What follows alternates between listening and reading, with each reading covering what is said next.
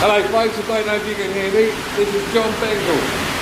As you know, I did this storm drain a few months ago. This is why you do not go down a storm drain after a heavy amount of rain. Are you ready?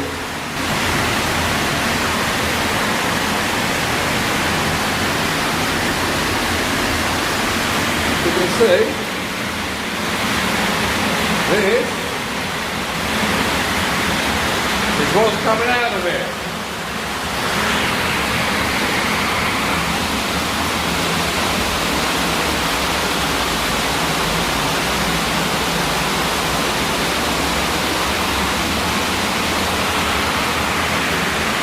Oh yeah, baby!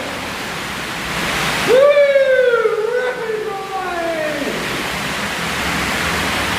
Right, that's it for now. It's a little short, I thought I'd show you, but that's what happens. Don't go down a storm drain or anywhere where there's running water like that, because you will die.